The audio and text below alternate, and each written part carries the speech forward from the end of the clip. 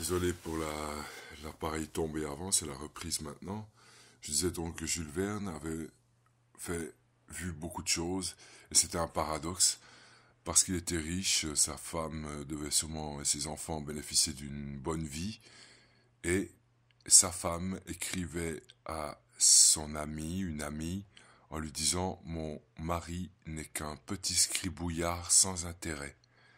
Pourtant, il avait une bonne vie déjà à l'époque, et quand on sait ce qu'il est devenu, ça laisse songeur, pour Jules Verne. Ici, je me permets de présenter un document que j'ai imprimé au début des années 90, vers 1997, je pense, quand j'ai eu Internet ici dans mon entreprise. Et voici le sujet. Il s'agit d'ébauche dont un ami disait que c'était effectivement spécial déjà à l'époque, de création par rapport aux théories du journal Top Secret de World Government. Et c'est étonnant, on n'avait rien compris aussi à l'époque, à l'heure de la mondialisation, on ne sait pas vraiment, mais on n'avait pas compris à l'époque et qu'il l'a mis en question, et ça me laisse bien sûr encore songeur entre le délire d'un type isolé chez lui et effectivement des gens qui, au placé, entre guillemets, qui avaient mis des choses comme ça en ligne au début d'Internet. Ici, je vous présente bien sûr le fameux Cosmos de Carl Sagan, que j'avais gagné dans un petit concours quand j'étais tout petit. Je crois, pardon, vers l'âge de 10 ans. Gentil monsieur qui m'avait offert ce livre lors d'une petite interview à Radio Canal 3 à l'époque. Et ce livre de Carl Sagan est vraiment parfois choquant, il parle de différentes choses, donc ça, si je regarde l'édition ici, c'était chez Mazarine, mais c'est donc publié en 1980 sur le titre Cosmos par Random House, 81 par édition Mazarine pour l'édition française. Par moments c'était choquant parce que je lisais dans ce journal et voilà, ça, quand on lit le ton et la façon dont ça parle, ça découpait les cerveaux à tout va pour voir un peu comment ça fonctionne. Heureusement qu'aujourd'hui on en est peut-être sous une certaine forme un peu plus loin. Stephen Hawking de l'univers dans une coquille de noix. Merci Raphaël de m'avoir donné ce livre, tu m'avais donné pour mon anniversaire je crois, et c'est intéressant, mais Monsieur Hawking, moi je savais certaines choses avant, à savoir que la fameuse théorie du choc des civilisations, auquel certains ne croient pas, mais enfin, Christophe Colomb était censé être une civilisation avancée qui, pour ce temps-là, officiellement avait débarqué en Amérique. On sait qu'il y a eu peut-être avant et aussi après lui, pendant, mais avant aussi, tas d'autres civilisations. Et c'est triste de constater qu'effectivement, les Indiens, bien que visités par une civilisation soi-disant supérieure, étaient complètement tarés, les océans de sang dans des sacrifices, les Indiens. Mais d'un autre côté, les chrétiens étaient encore plus fous parce qu'ils ont presque tous massacré aussi. Et donc le choc des civilisations, le fait de se dire que un fameux livre, Voyage dans l'espace, des éditions, donc ça devait être Atlas, qui présente des choses des années 60, 70, absolument étonnantes.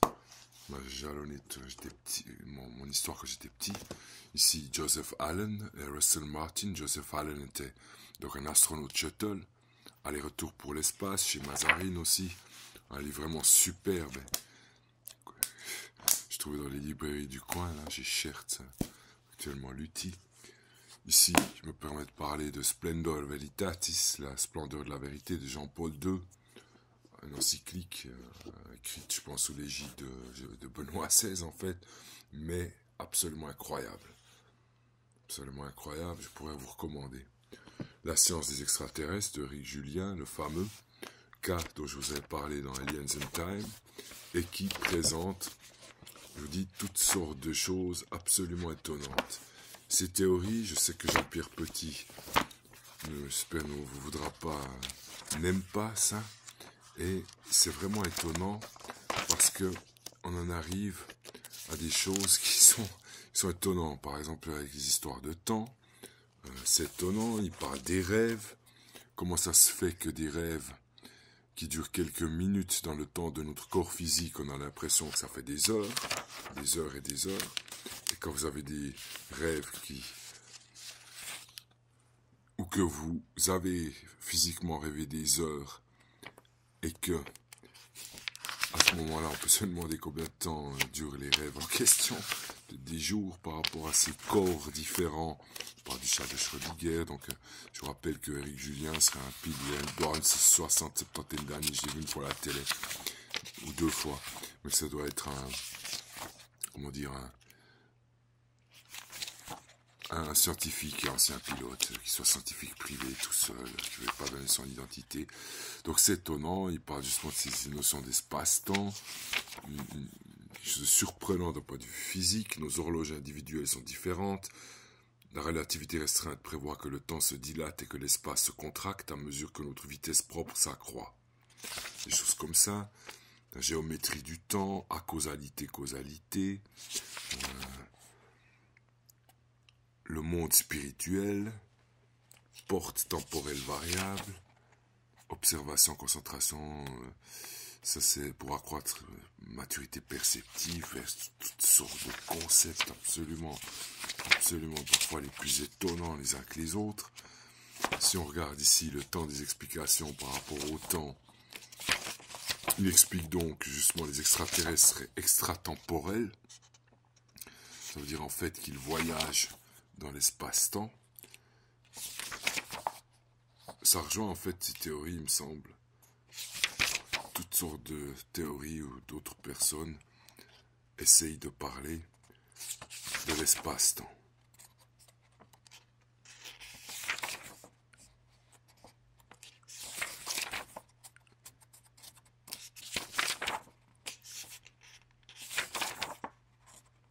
Faut dire que ces graphismes sont surprenants. Moi, je pense que j'en ai encore pour quelques années à voir ça. Ici, il parle du principe des ovnis, justement, avec ces histoires de dématérialisation, qui réussissent peut-être à prendre la taille d'une particule, je crois, ou quelque chose comme ça. Il y a tout un tas de choses dans ce livre qui m'étonnent, et je pense que si je rencontrais ce monsieur, Dieu est très discret comme les ET. Effectivement. Bon. À voir. Je pourrais vous le recommander, ne serait-ce que pour faire fonctionner votre cerveau. Ça, c'était une version donc, de Top Secret Révélation de deuxième univers étonnant, deuxième partie de moi. Et ici, vous voyez sur la photo. Donc ça, c'était pas une aberration optique, mais un véritable orbe que j'avais photographié à un moment précis. Et je crois que je le voyais à l'œil nu. Et finalement, j'avais aussi eu sur un petit ancien appareil photo Motorola. Ici, Dark Mission, The Secret History of NASA, de Richard Hoagland. Absolument incroyable, incroyable. Et si je vous montre des images de la Lune, vous aurez la preuve ici, parce qu'elles sont en couleur certaine, que en grattant le sol à une certaine distance, le sol est orange. Il y a des théories qui disent que sur la Lune, entre autres sur la face cachée, se trouverait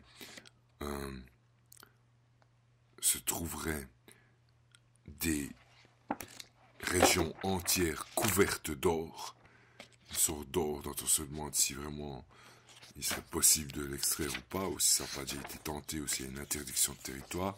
Donc je montre toutes ça, c'est des photos grands spectres, ils avaient différents, voilà, les photos des fameux dômes qui seraient, que les astronautes auraient vus indirectement. Edgar Mitchell, ici, les fameux dômes. Là, on voit des enveloppes qui entourent les astronautes, ou je sais pas qu'est-ce que c'est exactement. Côté spectrographique, et ici, voilà ce que je vous disais.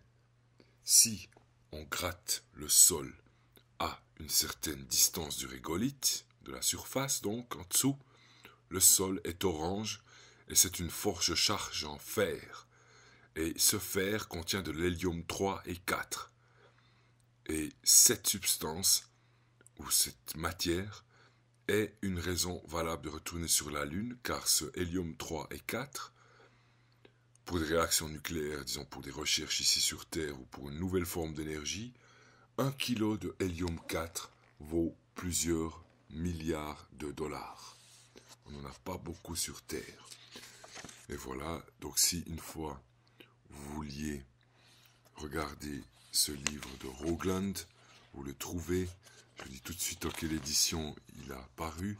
Alors il parle aussi justement des visages de Mars, ici d'un crâne qui aurait été vu sur la surface de Mars, mais depuis lors de ce livre, il y a eu des mises à jour, entre autres avec le projet Camelot ou Avalon, dans lequel Rogland donne des informations. Et vous voyez sur la couverture ici, ceci, lors de Apollo, je ne sais plus exactement combien, est un drapeau franc-maçon qui a été amené sur la Lune et ramené sur Terre, et célébré quand il a été ramené sur Terre. Ok, ici le livre de Buzz Aldrin, Witken Abraham, pardon, Magnificent Desolation, c'est le mot principal, c'est quand il a fait une sortie dans, je pense, dans Gemini, ou une sortie, oui, dans Gemini, quand il est sorti sur la Lune, il a donc dit oh, what a magnificent desolation. Désolation magnifique. Un livre intéressant, et je le recommande aussi. Il vient d'en écrire un nouveau, et aussi sur le voyage sur Mars, et même si d'après Nicolas Montigiani, il n'y pense pas du tout, et aussi une nouvelle comment dire, oui, de science-fiction, où il y a une histoire avec un extraterrestre. Et donc, Buzz Aldrin, je lui ai envoyé récemment une montre comme ça, de ma petite marque for the Children's Swiss Watches.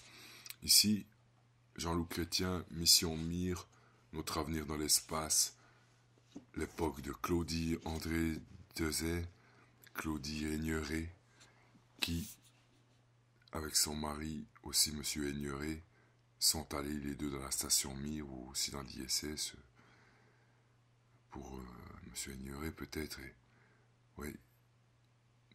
Ici c'est donc Jean-Loup Chrétien, le premier spationaute français, un colonel de l'armée de l'air ancien. Toujours les X-Files, avec des explications. Et pour finir, quelques livres rapides, je m'intéresse aussi à la création de savon, non pas dans une perspective hygiéniste, mais parce que nous vivons dans un cloaque biologico-chimique, il faut savoir un peu plus ce qu'on fait avec, si on a des problèmes de peau, comme moi aussi, etc. Stéphane Hessel, j'ai acheté plusieurs livres, par après, Le psychopathe dont je vous parlais, Hessel Morin, Le chemin de l'espérance, en relation avec la situation française de l'époque, Faire ses savoirs naturels, c'est facile, très intéressant, Exiger un désarmement nucléaire total. D'après Stéphane Hessel et Albert Jacquard, paix à leurs âmes, 600 000... Attendez, que je retrouve les chiffres. Il y a l'équivalent de 30 000, 40 000 ogives nucléaires ou systèmes nucléaires d'armement qui sont périodiquement en fonction de ces 30-40 000 machines de mort, en fonction, disons, ou prêt à l'être. Ça représente 600 000 bombes atomiques Hiroshima équivalent TNT en dégagement de charge et d'énergie. Donc, ou simplement 600 000 bombes Hiroshima. Attention à Hiroshima, ce que ça a fait, 600 000 bombes, c'est beaucoup. Alors c'est écœurant, et je ne pourrais que conseiller ce livre à quiconque pense que le nucléaire est une dissuasion. En fait, de ces livres, il explique que c'est un leurre pour nous endormir et que c'est complètement stupide de penser ça. Hein, il a son raisonnement, ils ont leur raisonnement, M. Jacquard et M. Hessel, et c'est absolument extraordinaire. Aussi, ici, M. Hessel, Danse avec le siècle. M. Hessel, Tout compte fait ou presque, par l'auteur d'Indignez-vous. Stéphane Hessel, Après l'indignation, l'engagement, engagez-vous. Monsieur Stéphane Hessel, que j'ai interviewé à Bienne, m'a dit engagez-vous en politique par rapport au fait de combattre le fascisme de l'esprit et de la pensée. Ici, je me permets de montrer ça, dictionnaire grec ancien français, dictionnaire latin français. Alors ça sert pas seulement pour la médecine ou pour créer des néologismes que les gens comprennent pas et parfois on s'énerve, c'est pas tout à fait ça, mais le grec et le latin, c'est... Probablement, personnellement, ça m'aide encore aujourd'hui et il y a des possibilités de faire des tas de choses avec ça, ne serait-ce que créer des marques ou des noms, la science et la médecine en a besoin aussi, voilà. Stéphane Hessel, le dernier livre, à nous, donc c'est écrit ici, bien sûr, c'est à nous de jouer, ou appel aux indignés de cette terre. Ici, je me permets de présenter un livre qui m'a accompagné au long de cette vie, qui présente en fait un système de pensée positive, la psychocybernétique, la nouvelle découverte scientifique qui permet d'atteindre ses objectifs personnels, Dr Maxwell Maltz. Ce qui est particulier, c'est que c'est un vieux livre. Donc c'est la psychocybernétique, non pas comme une machine cybernétique, mais comme la psycho, la psyché, l'âme, l'esprit, le mental, toutes les couches que peut voir un Éric Julien ou je ne sais qui, ou d'autres théories, et en fait la façon d'avoir une black box, une boîte noire, qui permet de disons, se préserver par rapport à quoi qu'on fasse, il y a toujours des critiques ou des choses positives. Et cette cybernétique, en fait, c'est pas des cyborgs, c'est pas forcément Terminator, même si un jour ça viendra. C'est déjà le cas avec BostonDynamics.com, si vous allez voir. Mais là, en l'occurrence, la cybernétique, c'est la navigation du corps-esprit. Naviguer son âme, son corps et son esprit, si on veut. Mais la psychocybernétique, c'est donc la navigation de sa psyché. Ce qu'il faut savoir avant de mourir, découvrir ce qui compte vraiment à l'heure de notre mort. Je crois que c'est quelque chose comme 18 000 années de personne-vie qui sont récoltées en termes d'expérience. Je dois encore l'approfondir, on verra. Tout savoir sur la musicothérapie aux éditions Favre. Alors, comme disait Seth Godin, il y a l'art. Tout est de l'art. L'art artiste. La musique, c'est le plaisir du plaisir. Et c'est un plaisir qui ne doit pas toujours être, 100% plaisant. Ça veut dire que c'est aussi de là pour secouer, puis bon, c'est vraiment insupportable, je sais pas, mais la musicothérapie peut être quelque chose de compliqué vu sous un angle simple. On en fait indirectement tous les jours, chacun dans sa voiture ou sous la douche, je sais pas, mais c'est quelque chose de relativement complexe, mais quand même très intéressant et aussi simple. Ici, guide pratique d'aromathérapie familiale. Je me suis beaucoup intéressé à ça ces dernières années. L'aromathérapie, c'est soigné par les huiles essentielles. L'acupuncture sans aiguille. Vous avez déjà remarqué les lignes que peuvent suivre votre corps. En relation avec la bande dessinée, je m'intéressais à la bande dessinée. J'ai tenté un petit peu moi-même, pas grand-chose, mais par respect pour Jean-Pierre Petit et son super travail, me permet de vous montrer après encore un ou deux autres livres qui permettent de faire des belles... études pour arriver à faire des bandes dessinées, toujours les recherches en relation avec le savon ou les moyens d'hygiène, disons comme ça, par rapport au cloaque dans lequel on est, biologique, de pollution. L'aromathérapie thérapeutique de pointe en médecine naturelle, le fameux monsieur Franchomme, qui est en fait le père de l'école française d'aromathérapie, Aromadermatology, un livre intéressant, relation avec la dermatologie et l'aromathérapie, la physique de l'impossible de Michio Kaku, dont je vous parlais l'autre jour, les civilisations de type 0 à je sais pas combien, on est en train de passer du 0 à la 1, du 0 à la 1 avec notre système d'information internet actuellement. Imaginez des gens qui cultivent des étoiles, à quel type de civilisation elles doivent en être, des grilles par exemple extraterrestres. Dans le domaine du management, comme j'en ai étudié du management, c'est toujours assez rigolo, mais quand c'est rigolo, et ce livre, je pourrais vous le recommander aussi, pour l'avoir parcouru, c'est pas mal. Et ici, les cahiers pratiques de l'aromathérapie selon l'école française, soins palliatifs, dermatologie, un petit livre pas cher du tout, mais intéressant aussi quand même, sur les huiles essentielles, la Bible de l'aromathérapie. Et ici, bien sûr, encore un livre, Interdimensional Universe, The New Science of UFOs, Paranormal Phenomena and Other Dimensional Beings. Alors c'est justement ce dont parlait Hoagland, la torsion et la physique hyperdimensionnelle. Voyager sans se déplacer si on préfère. Vous pourriez voyager, aller avec des grilles quelque part, très loin, revenir, voyager dans le temps en même temps sans se déplacer. Et on vous déprogramme tout et vous revenez à l'instant où vous étiez dans le bon univers ou multivers et vous remarquez rien du tout. Les technologies sont peut-être si puissantes, justement. Alors, maintenant, si je regarde, il y aurait encore ici tout un carton. Je fais une pause parce que j'ai un petit carton de données scientifiques que j'ai récolté sur Internet.